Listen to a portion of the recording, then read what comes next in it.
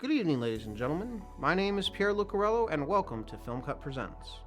I have a very special guest with me tonight. He is the producer and director of a new short film called Death Ship. I present to you Sean Collett. Great to have you on the show here. Hey, Pierre. Good to be here. So let's get down to brass taxes. We want to know the big questions here. So for starters, what inspired you to make Death Ship in the first place? Well, that was always my favorite Twilight Zone episode. I always thought it was really good. And I was always a big Jack Klugman fan, too. Did you have anybody helping you when you made this, or was this all Sean Collett? I really didn't have anybody to go to except Andrew Price on Blender Guru, because I knew how it had been done in the past for small scenes and inserts, because I'd been on things that had done that. And I thought, couldn't you just make the entire background, the entire film that way? But I didn't know how to do any CGI at the point. So I went through the process of learning it, and this project was actually what taught me, but I didn't have anybody to call and ask advice. I had to learn it all myself. One of the characters goes down the stairs. I mean, how did you pull that off and make it so seamless? We built a makeshift set of stairs out of a bunch of apple boxes and some wood platforms. And it gave me just enough stairs to clear their head as they're walking down. So what we did was we set up the camera at a predetermined height because I knew that there was going to be somebody standing in the foreground. So it's actually a composite shot. So the person walking down the stairs is a completely different pass and at a completely different date, like probably weeks later. I remember you telling me that the movie took about 9 years. So It did. And I'm pretty sure that's a big question on everyone's mind is why did it take 9 years?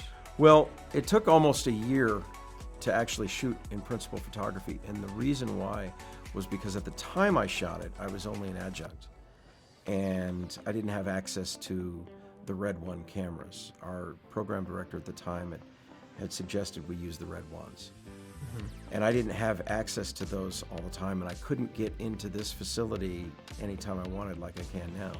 So how long have you been in the film industry, Sean? Well, industry is a subjective word.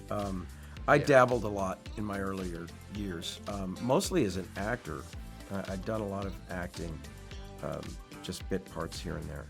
And then being a musician and being in the Army, it was difficult to really go for it and get into the industry. So what I would do is I would freelance little bits and parts, or if somebody needed something, I knew how to do it from other things that I'd done.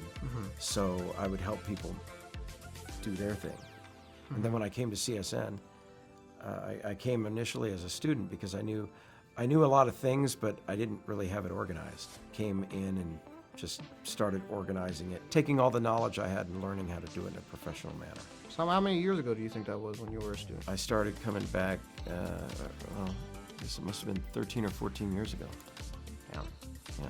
I think 14 years ago I must have been in elementary school maybe? Right. Yeah. Time does kind of catch up to you. You don't really realize how old you are, Until you get up and your back hurts. Yes. I know that you're working on another film now. It's called Half-Blood, I believe, right? Trying, yeah. Going from Death Ship to Half-Blood, I mean, how much of a difference are we going to see? Well, it's all about maintaining practice.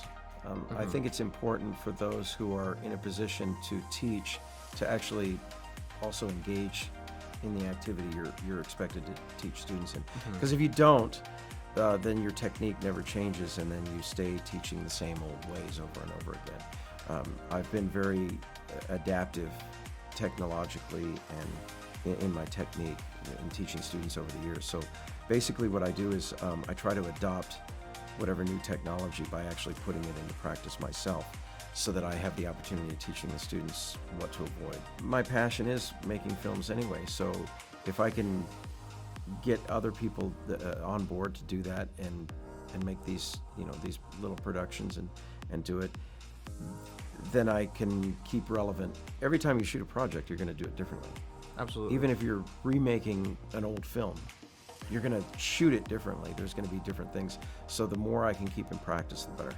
So if you had to give any advice to people who maybe want to come to Vegas to start filming, or maybe people who are interested in the film program, what would you want to say to them? Don't think you can do it all yourself. Number one, you're going to have to get out there and meet people. You're going to have to rub shoulders, and you're going to have to show up when asked, because it's not just going to happen.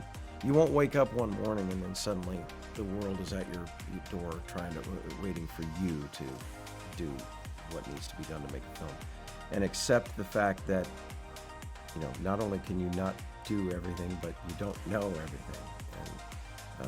And every day is a learning experience. Learn to accept failure. Yeah, that's true. That's true. Well, Sean, I'm really thankful that you were able to come on the show today, give your expertise. And like I said, make sure you watch Death Ship. It's going to be on the Film Cut Productions YouTube channel. I'm Pierre Lucarello, and this has been Film Cut Presents. Have a good night.